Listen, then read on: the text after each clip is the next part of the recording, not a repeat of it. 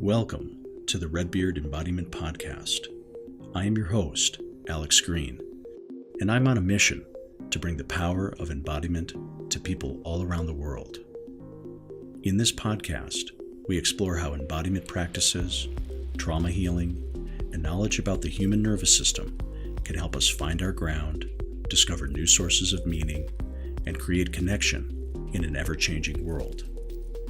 The deepest change is embodied change. All right. Hello, everybody. I am very excited to be sitting down this morning for me and afternoon for Mary, but I'm sitting with a Mary Gitau, and she's based in Nairobi, and I'm here in Boulder, Colorado, where I typically am. And just briefly about Mary, I'll share how I know her. Back in 2021, Dr. Berceli, myself, and a team of other TRE providers, we did an online training program for social workers and therapists in Nairobi, Kenya. And Mary was one of the students who went through the TRE training process back in 2021. So that was a first chance to connect with Mary. And recently I caught up with her and started to hear all the wonderful things she's been doing with TRE in the context of her broader work. So that's what we're going to be talking about here today. But just briefly about Mary specifically, she is a seasoned psychologist and therapist and a suicide prevention specialist with a deep background in trauma-informed therapy. She brings extensive experience in aiding diverse individuals and groups, including civil society activists, humanitarian workers, and human rights defenders facing challenging circumstances. She specializes in suicide and self-harm prevention, and her approach integrates body-oriented methods in general to address trauma stemming from abuse, conflict, adverse childhood experience, social injustice, etc. And she works with modalities like Somatic Experiencing, eye movement integration, EMDR, TRE, of course, and Bioenergetics. And she's also the founder and executive director of the Center for Suicide Research and Intervention, a not-for-profit based in Nairobi. Very deep background and obviously a commitment to this work. Mary, really excited to sit down and just hear about your journey and how TRE fits into your journey. So welcome to the show. Thank you so much, Alex. It's lovely having this conversation with you and getting to reconnect again after so many years. It doesn't seem very long to me, but you're right. I guess it's been five years, but to me, that's like a blink of an eye. I know, but thank you so much. So excited to be part of this conversation and this podcast this morning for you. Thank you so much. Very cool. Well, Mary, could you just share a little bit about, basically just a little about your background, what drew you into psychology, the areas of specialization, clearly your study of both psychology and suicidology, and just maybe share a little bit about your professional journey that led you to that and body-based methods. Okay. Thank you so much, Alex. So I think I'll start by, I have always wanted to study psychology from at an early age. And this is because of my childhood. I think as a child, I experienced a lot of trauma and abandonment trauma and abuse and rejection and all that. And so I really wanted to study psychology. And my first experience, I always say, is when I went through a personal abuse, and then I was to go and see a therapist who did not support me and actually accused me. And I felt like, Lily, how would you accuse me of something that I have endured? You should be able to support me and not accuse me. I am just a child.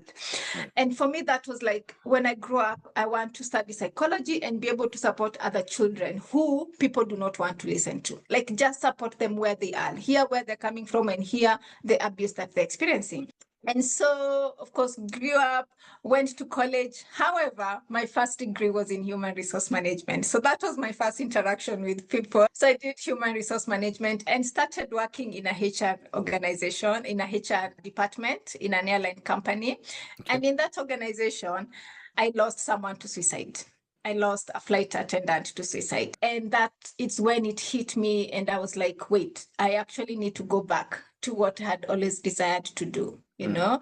Yeah. And because this person died of suicide because of a termination, so he lost his job and he went back home. And how does he provide for his family? And so 3 weeks later, after termination, he died by suicide. And that started me, the journey of studying psychology and suicidology. But then there was no psychology course in Kenya, so I did psychology. And then after 4 years of doing psychology, I was like, I am missing something.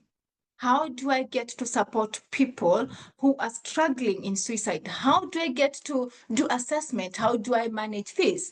And so I went and studied suicidology, which is basically the study of why people take their own lives and self-harming and all that. And then, of course, now I became equipped in the space of suicide. And here are my clients.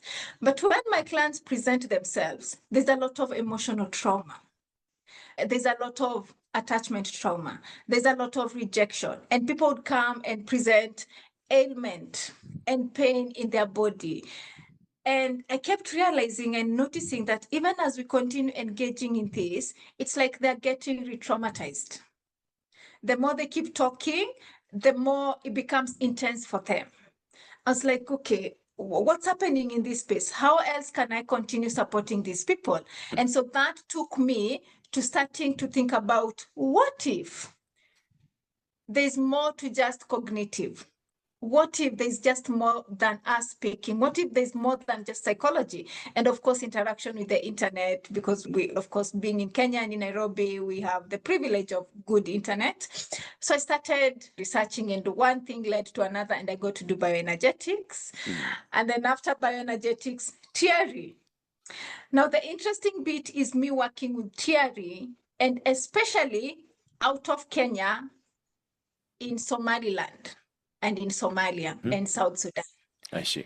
And it was a breakthrough because this is a community where men, especially the male figures, do not get to talk about their emotions, but they allowed me to support them by us engaging in the series of the exercises, the 7 exercises of TRE. And when we started doing them, they were like, wait, this is so interesting. I am starting to notice and feel my body. It's bringing me back to myself. And then after TRE, I went ahead and looked and got Somatic Experiencing, eye movement integration, and EMDR.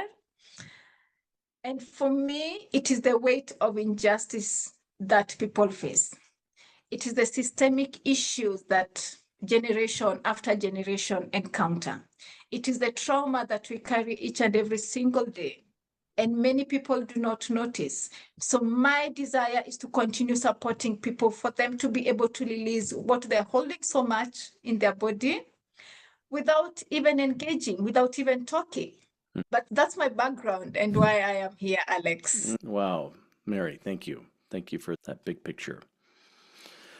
I wonder if you could share a little bit, because you made the connection of first, as you went to dig deeper into what would support, in addition to cognitive layers, beyond in looking more to the body and the nervous system. You mentioned bioenergetics, and then kind of a connection into TRE. There's, of course, quite a bit of a shared sort of lineage and connection. Could you talk a little bit about the connection as you see it? Quite interesting. So, when you're using the bioenergetics, there's the part of the body kind of flexing. And us even using other things like the pillows and all that, and just noticing how the energy is shifting from one place or one body part to another, like just noticing, oh, there's that movement. We can actually use energy, But then when it came to TRE, it is the tremor mechanism, because when we are working with bioenergetics, yes, what do I do with this energy? But then TRE brought in a concept of integration, that yes, you can fasten or slow it. You can work with different parts of the body, like you can decide it's the arm, or it's the upper side of the body that I want to support for the next couple of minutes, and just work with that. And that's been instrumental for me. And that's why when I'm working, especially with the male figures, TRE becomes a choice, because then we can focus on just one part without necessarily bringing anything.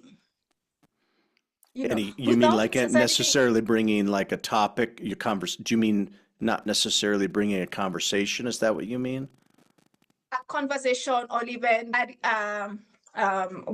like even anything attached to them. Maybe it would be a pillow. Yeah, like you just come as you are. Just bring your body. Yep. It's your body. Just sit down. Yep. Yeah. Yeah. So it is just you. Just be present with me. Let's notice what's happening. Yep. Flex your body. Let's fatigue the body. So it's just the body that we are working with. Yeah. And for me, that was, oh, wow, it's just come as you are. Cool. It is allowing the body to find, where does it want to go? Where does it want to heal? And for me, that was a plus. Wonderful.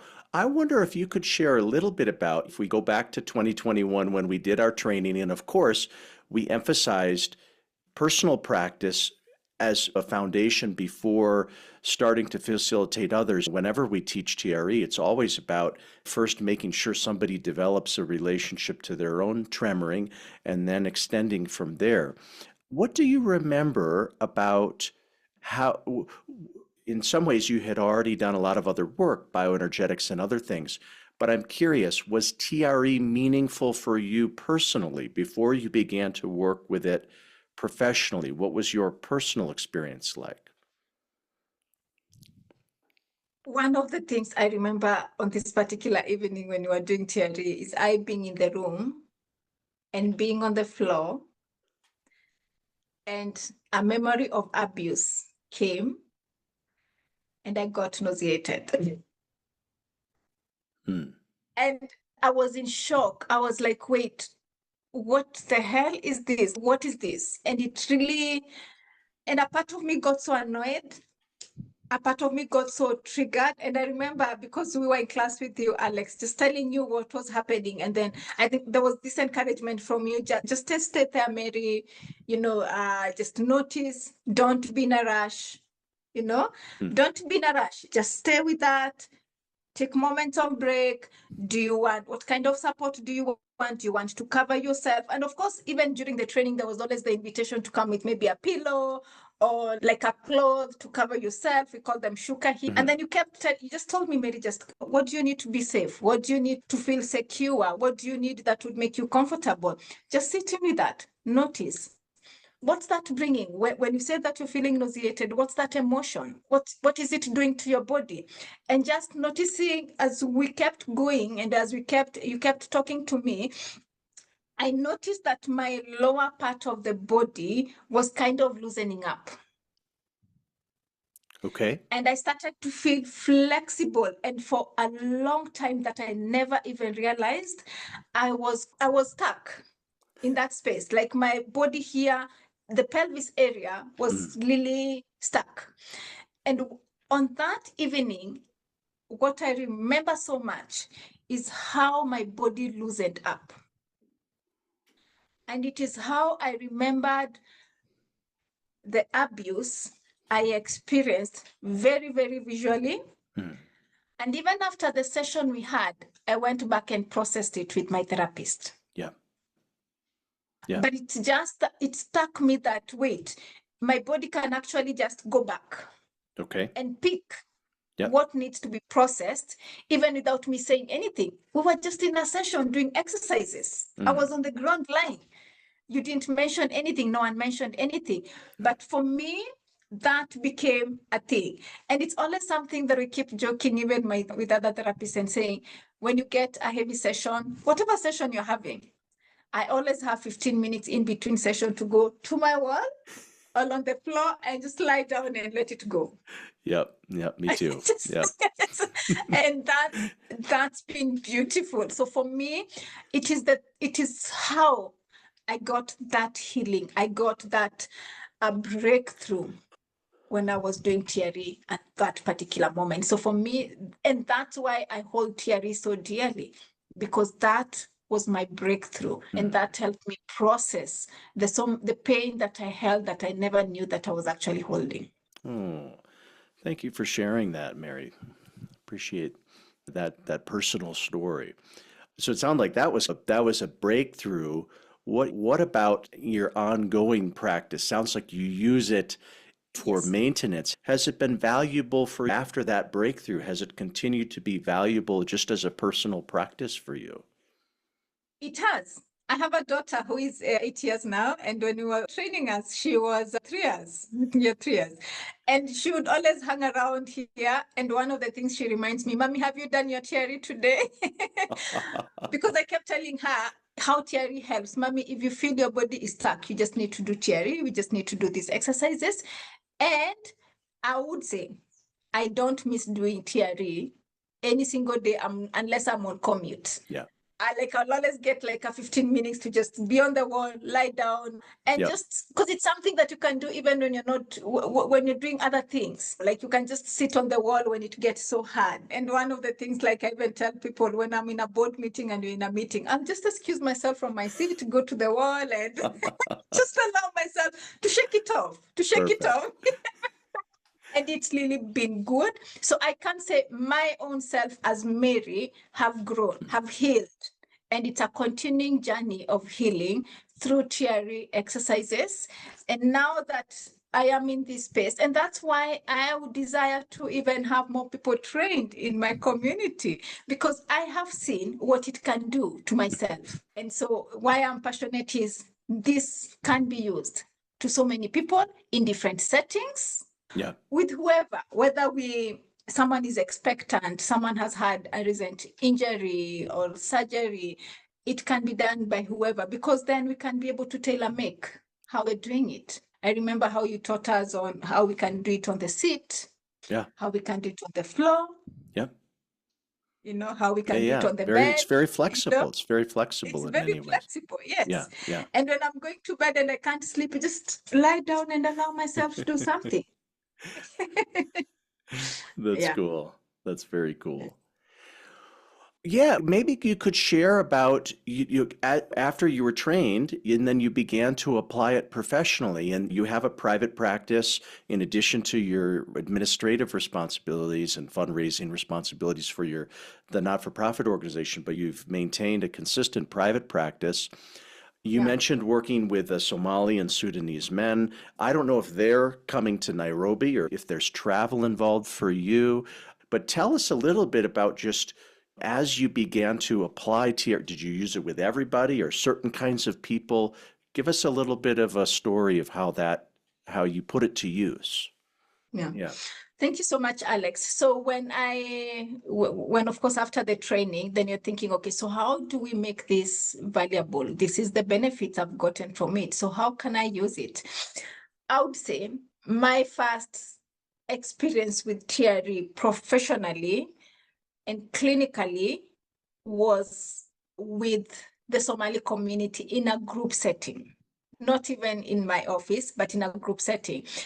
And it was, I think there was war in Somalia. And so these people had been brought to Nairobi. And then someone had heard that I do TRE, a very good dear friend of mine by the name Angie. And she said, so we met with Angie on Twitter, and she knew that I had done TRE. And I think her being an American, of course, she had heard about it. And she said, Mary, I would want you to have TRE with these people. And I remember there was some chaos happening in Nairobi. I think we had some protest. And so I was supposed to go there during the day, but I couldn't leave my house because there was no way. And so the team was there at the hotel. They did everything, but they knew that they needed me to go. And so the only time I got was late in the evening, and I only went for 1 hour.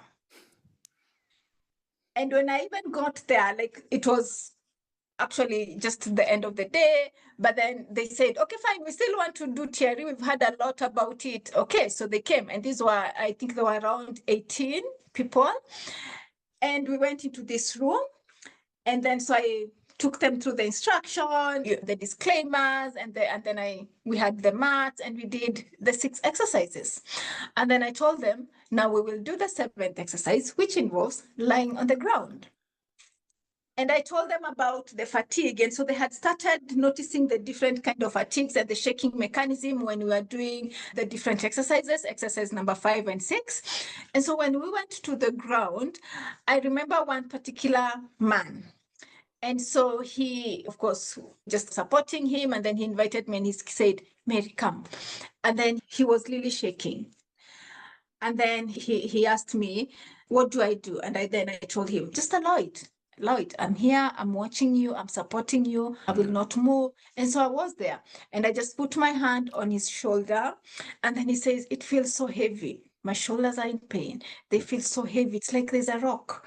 And then I told him, okay, are you okay? How do you want me to place my hands? And he said, it's okay, just place both of them. I just placed my hand. And he continued for like around 5-7 minutes thereabout. And then we went through integration and slowed down. And then the shaking kind of stopped. And then he said, oh, that felt good. Thank you. And so I left him and then concentrated on the other people. And then we went, and then we finished. And then they said, oh, it felt so good. I love being on the floor. It's like something all new. My body feels renewed.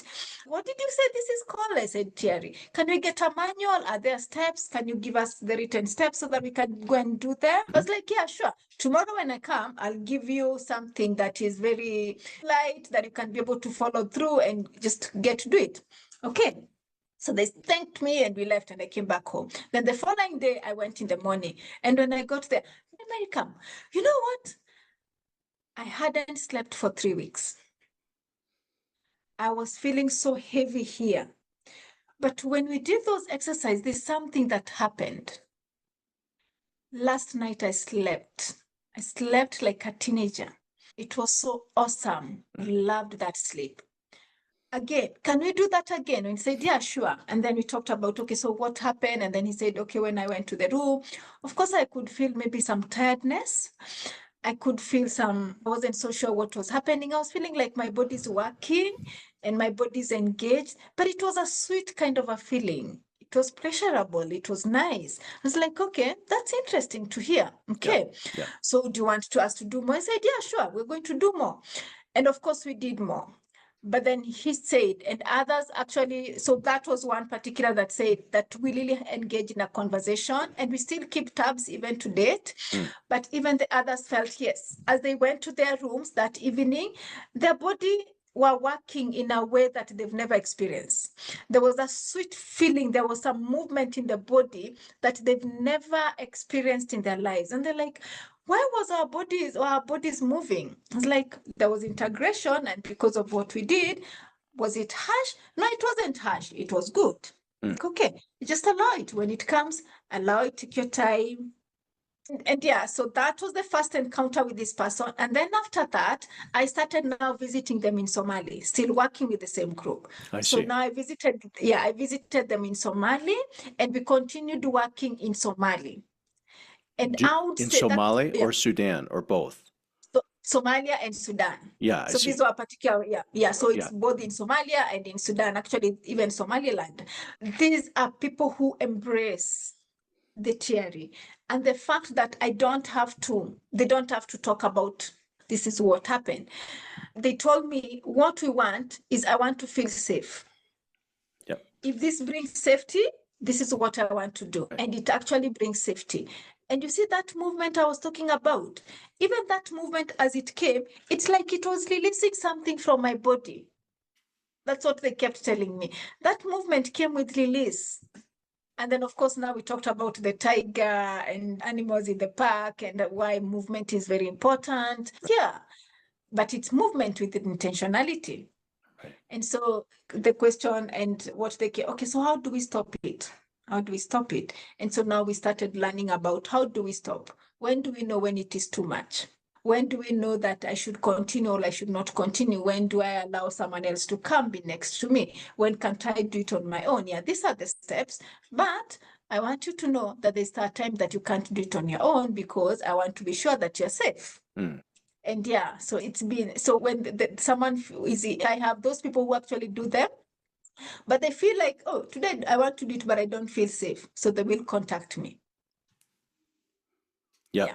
So so you've introduced it in groups, like in the Somali and the Sudanese groups, and Yes. then some people they continue, and then if they need one-on-one support, they connect with you. Yeah. Yes. So Yeah. those who need the one-on-one support, Yeah. contact me. Yeah. I have done it online. Like I Yeah. do it online as well. Sure. Yeah, me too, all the I time. also, yeah, I do it online. I also do it in person. I would say that I was a bit skeptical doing it online at first because I Yeah. wasn't so sure what would happen. But then with practice and just seeing it even in person, working with the people in the office, individual, and I was like, okay, it's not so bad. So I can actually trust my guts and still support people online. But yeah, so I support people in person in the office. At times I don't even do it in the office. We do it like in outside in nature, and it's Oh, really? beautiful. Yeah, and then of Like course at their home or a park, or what do you mean? like in a park. Yeah. Like Oh, because there are neat. those people who will not even be able to come to my office, but then they have a house or a compound that they can be able to. So when I go to them, we sit outside. And then we just put the mat. At times Mm, I even ask them, do you want to just lie on the grass without just having a mat? Just be there. Just let's sure. be on in nature. Yeah.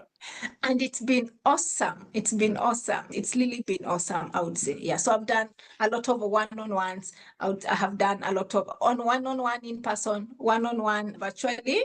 Yeah. I have supported people in different organizations here in Nairobi. I have supported people in Somalia. I have supported people in Sudan. I have supported people in Somaliland and even in South Sudan. And then sometime last year, 2023, 2024, we went to South Africa and we were having this event. And then someone said, Mary is a TRE practitioner. And then it's just like, okay. So in a whole group of 42 of us, You let everybody. just let everybody. It's like, okay, this is so interesting.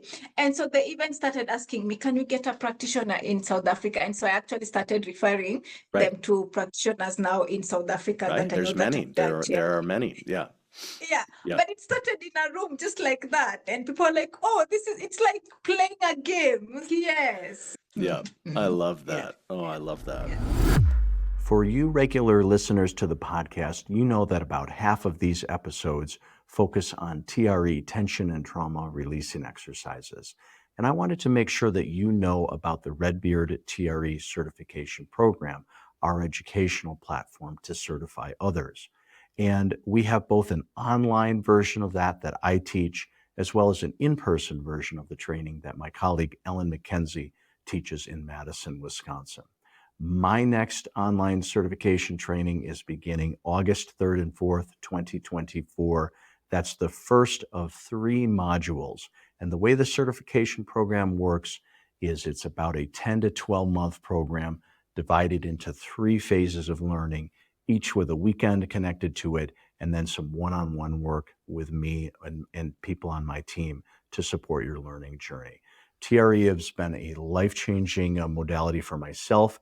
It's open to people with any background. I wanted to make sure you know about the program. You can find more information at redbeardtre.com. Most recently, maybe several things, but I know you're right at the very, very last couple weeks of the 3-year somatic experiencing work, which part of my background too, it's somatic experiencing being Peter Levine's nervous system model. And he talks in somatic experiencing, we recognize tremoring sometimes that arises as we go into as we see tremoring, and as I'm sure you see it in EMDR. I used to see it in body work therapy. If people felt safe and they relaxed, they would sometimes tremor. So it has that commonality. Of course, a difference with TRE is that it's a process designed to safely stimulate that same kind of tremoring. But tell me a little bit, what's it been like I'm curious because I went through the same journey for me too, so I always like hearing this. What was it like for you to have TRE and then study the somatic experiencing model? Is there some useful connection there that you could talk about? Yes. I think at first when I went for the SE class, I wonder, like I felt, because, okay, so just observing people and having worked with TRE and seeing how the tremors were coming. And then during one of the SC session, there was stop. I was like, wait, you just can't tell someone stop. Right. Them, just allow them. And then, of course, we said, okay, fine. So in SC, you take it slowly. It is bits by bits. And then in TRE, let them tremor, but support integration. Yeah. And so I had to allow myself to connect both of them and notice both of them and use both of them. And so now I see the relationship and I see how these both SE and TRE match and support each other when you're working with different clients. That I, as now a practitioner who is equipped in all these modalities, I can say, this is the time for TRE and I should take it all the way. Yeah. This is the time for SE and I should take it all the way. Yeah. And so, yes, as you're saying, and even allowing myself to feel, because I was like, okay, wait, why is this? Does it look so different? Is it that it's not agreeing? Is it that it's conflicting? Am I conflicting myself? Am I getting myself lost? The questions when I start, I don't know whether it's the same thing when you are doing both of them or when you studied. Am I actually losing it? Am I the one who has a problem? Am I the one who's expecting too much? Like all those questions. And so I told myself, I want to allow myself to experience SE and TRE at the same time. And so that's what I did. Yeah. So of course, now I started supporting myself and working on me, trying to see how do these together match? How do they together support each other or support a client? And then I started now working on me. And the moment I allowed myself to go in and be patient with both SC and TRE and not rush things, I was like, yeah, this is perfect. They actually do not compete, but they complement each other.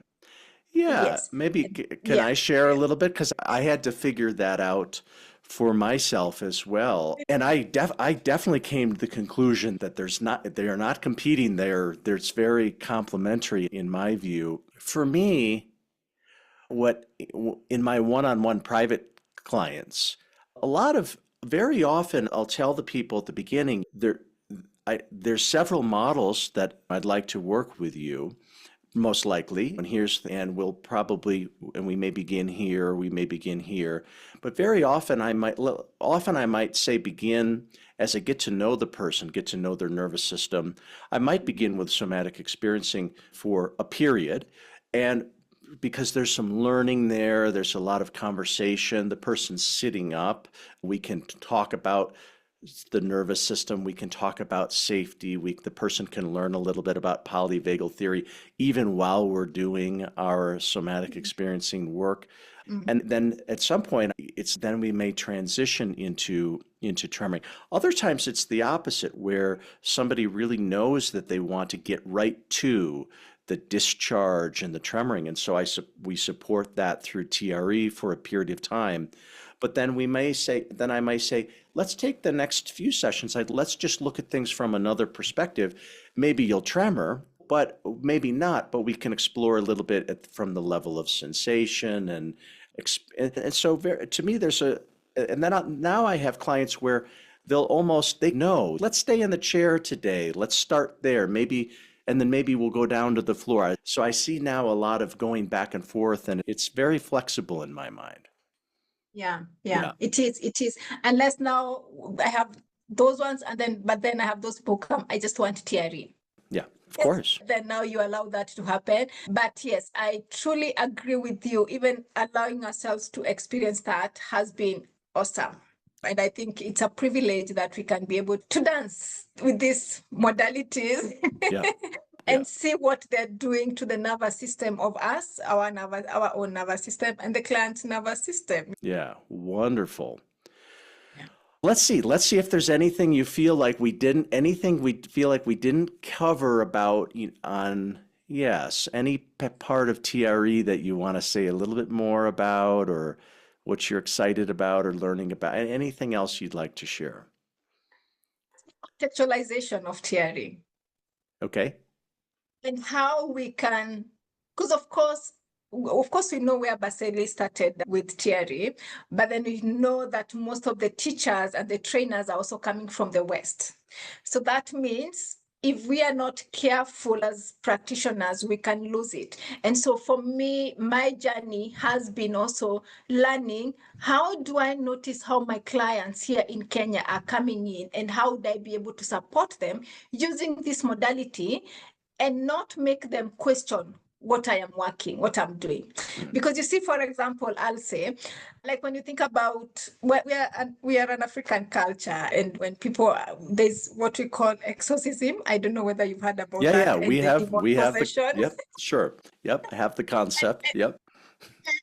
So when you're telling someone that they're getting into a tremor mechanism, they're like, oh, wait, what are you trying to do? Yeah, they and think so it's an exorcism. Sure.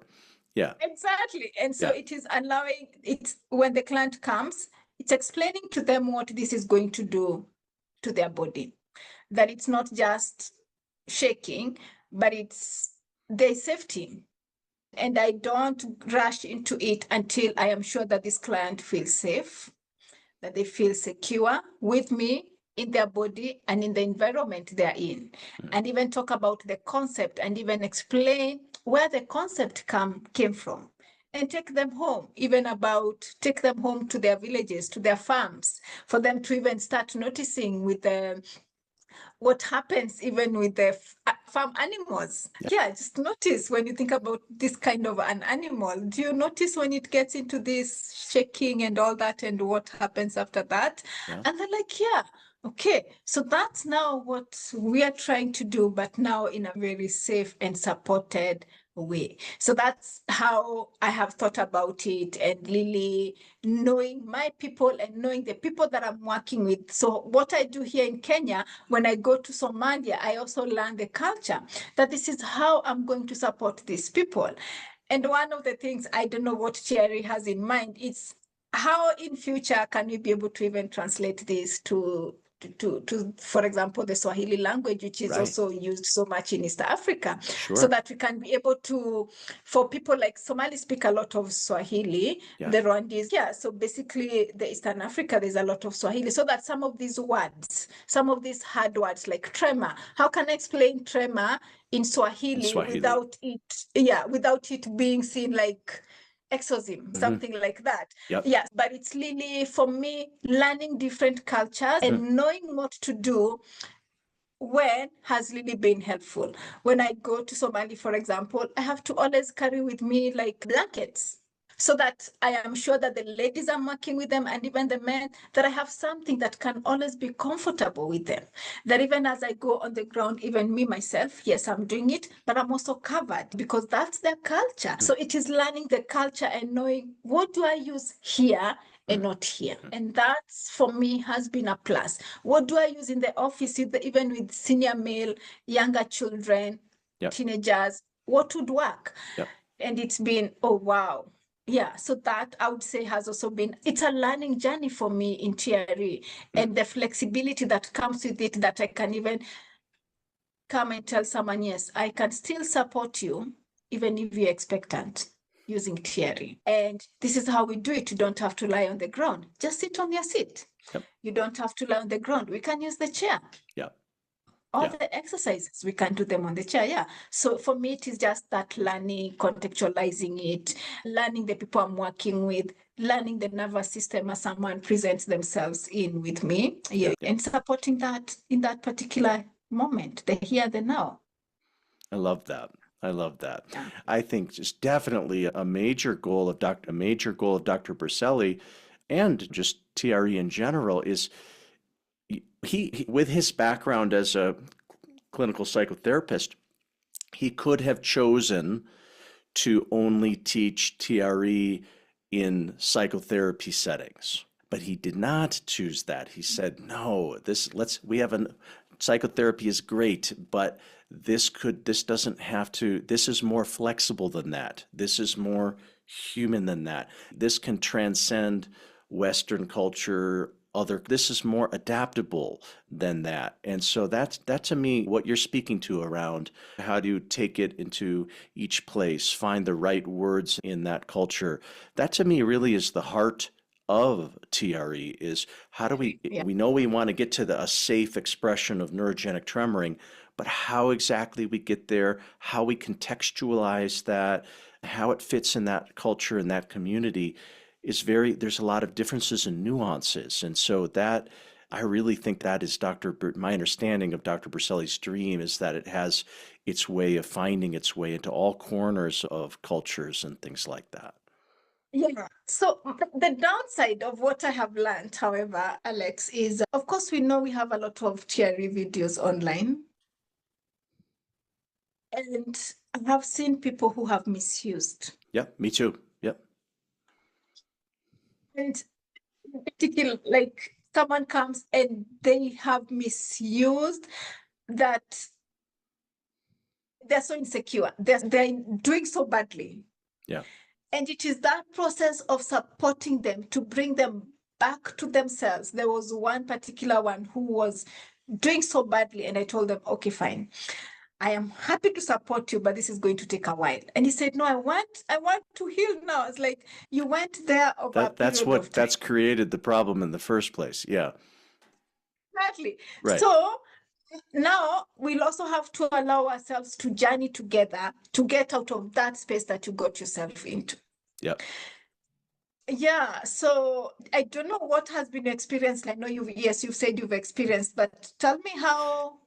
I think very similar. Sometimes people will reach out to me and they'll say, "Hey, I saw a video online, looked great. I did it. I guess I I read about it, this or that, and I did it, and I went too aggressively with it, or I did it alone, and maybe in something." And so I'll hear stories where they do the process, but there isn't sufficient safety. Now, many people, the opposite is true too. Many people find it. They do it all by themselves. They say, wow, this has been such a meaningful, this is exactly what I needed. And in fact, doing it all by myself in the safety of the privacy of my own space was so important for me. So we hear that's the positive side of it. But then there's other people where they'll say, yes, I tremored, but I now realize I was forcing it, or I pushed through my own barriers around discomfort. I thought I needed to really dig in. I needed to, if trauma memories were coming up, I thought I needed to push through and go. And so it's those people where, unfortunately, they didn't have the awareness around step by step, make sure there's integration. If you need to co-regulate with somebody else to help contain the experience, they might be missing that. And and so sometimes they've had some negative effects. I say almost exactly the same thing as you, which is that it's probably going to take us a little time to restore a feeling of safety, because this became an unsafe practice for you unintentionally, but that's the reality. So how do we work backwards, slow things down, maybe step away from TRE and work with SE and other things or whatever, restore the baseline? And then as we introduce TRE, can we introduce it and really capture the spirit of self-regulation, the spirit of titration, the spirit of not pushing through? So I have to help somebody make that shift. So I agree with you. That's this one positive part of TRE is that somebody can learn it, they can watch a video, it could spread virally. That's good in some ways. But you're right, if somebody does it without the right feeling of support, then it may not go so well. So it's important. It's a dilemma in how we work with the method. The method, I agree with you. And especially now, and that's the thing with people now realizing about their traumas, they want a quick fix. Yeah. This, unfortunately, we can't quick fix the experiences. So we have to allow ourselves to go through safety and maybe even get the support of someone else, or even just take it slow. That's right. Yeah. But I notice young people now are actually really getting into wanting to support their own bodies. There's that realization that my body can actually be supported. I need support of the body. And maybe I don't know whether it's because psychotherapy is becoming too expensive, and so people are choosing to be online and do that on their own. But it's even when I think about what we do at CSRI, one of the things is And I think that's one of the other goals why I would really want to be a trainer, is so that we can send this out and even equip as many people as we can, even from a place of, even if it's just free, like they can come and just get into being supported and supporting their body as an organization under the CSRI. The idea of having accessible, say, group classes that are free or affordable, you can teach. It's quite easy, I think, to teach a group of 8 or 10 where there is a lot of, where you can create that foundation. And you're right, if you can get the funding for that to be free or very low cost, people, they get the best of both worlds, which is they can begin in a very safe environment. They can still pursue it independently, but now they've been set on, they begin with sort of a safety mindset. Yeah. And I've told my clients, like those who we do TRE with, I've told them, if you ever go and you're actually getting into this and you feel that you're doing too much, please get in touch. Immediately get in touch and let me support you so that you don't overdo and hurt yourself, or it becomes too much for you. And that's what's been happening. But just even maybe coming to a close is I am forever grateful even for TRE, and especially even for my own family, and especially my own daughter. And as an 8-year-old girl, that she knows that there's something that can support her body. And I think maybe this is also the beauty of having done it online, because then you share what you're doing and your family gets to see it. And so I tell people, even as you do this, we can share these small things even with our little kids, because then they know that they can actually support themselves. From such an early age. And when I think about when I'll start working with the children, I'll take my daughter to go and show them how it is done. So that's the other thing I think I love about TRE, is because it can be used by the people in my own family without even me, that she can remind me, Mommy, have you done TRE today? And it's amazing. It's so that's why I am so grateful for TRE, that at an age, as a 5-year-old, she could actually talk about TRE. Amazing. Oh, so touching, and so rings so true. Oh, Mary, this has been a pleasure to hear get the details of your journey. So I really appreciate you taking time to share. Thank you. Thank you so much. I am forever grateful to Dr. Berceli and yourself, Alex. Because of you, this has been known in parts of the East African region, that we've done it in Kenya. We've been able to do it in Somalia. We've done it in Somaliland. We've done it in Sudan. We've done it in South Sudan. And this is a plus. And it's just trying to see how then do we even now equip those people more. Right. I think that's right. That sounds like a good start to me, but then it's okay. All right. There's way more to go. It sounds. So this has been a healing modality and a plus for the people who are experiencing conflict, war. Because then there's so much trauma and pain and tension held in different parts of our bodies. And TRE as a safety modality can be used, or is being used, to shake it off, in a safe and secure environment. So just as Dr. Berceli said, in conflict and in war, that tension, that trauma, those memories, especially when you think about Somaliland and Somalia, about the ongoing conflict, there's so much that is being held for the young people. So it's a plus, and I've seen it do wonders, and I am still passionate and looking forward to even supporting more people in the region using TRE. Mary, thank you so much. Powerful words. Thank you so much, Alex. Thanks for listening to today's episode of the Redbeard Embodiment Podcast.